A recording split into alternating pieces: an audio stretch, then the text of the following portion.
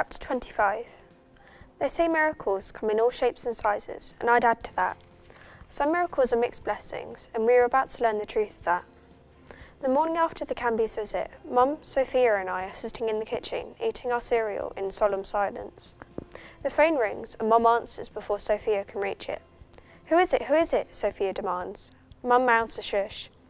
By the look on her face, I can tell there's something wrong. All she says is, oh no, I'm sorry, what can we do? Then, okay, and she hangs up the phone.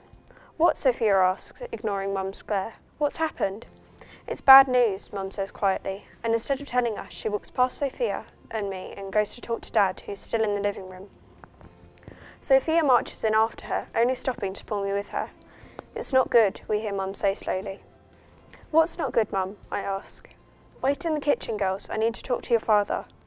Why is she stringing this out? We give up and go back to our breakfast, but Sophia is muttering about it not being fair as usual. 5 minutes later, Mum and Dad return to the kitchen. I know because Sophia is timing it. 5 minutes is 3,000 seconds, and that's ages to wait, she whines. Shh, Mum and Dad will tell us now, Sophia.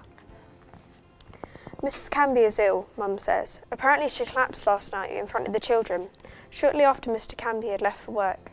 Pinky had to run for her dad, as without Abby they didn't know what else to do.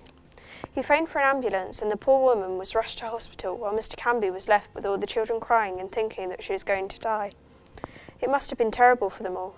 How bad is she? I ask. They don't know yet, but Mr. Canby said they suspect it might be some form of cancer.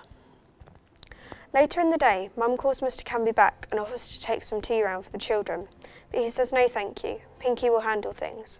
I think how strange it must be in their house, with both Abby and Mrs. Canby gone. Pinky is far too young to be relied upon to care for everyone, but I know she'll try her best, no matter how upset and scared she must be feeling. In the Canby household, Pinky stood in the middle of the kitchen, surrounded by her failed attempts at making dinner for her family. Her father sighed at the sight and said that they were having a takeaway. Pinky, relieved that he hadn't lost his temper with her, even started to imagine a takeaway pizza with garlic bread.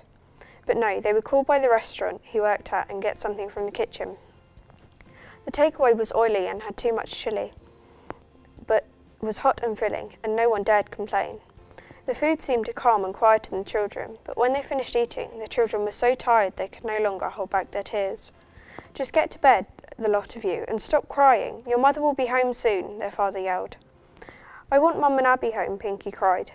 Just get your brothers ready for bed and stop all the noise. You kids are sending me mad. You're too much trouble. Pinky, I said get everyone ready for bed, he barked, retreating to his bedroom and slamming the door shut. Shut up, Pinky pleaded. You kids are making Dad angry. Look, I'm trying to help you. Addy started to cry again. I want Mum, he wailed as Pinky shoved him in his bedroom and flung his pyjamas at him.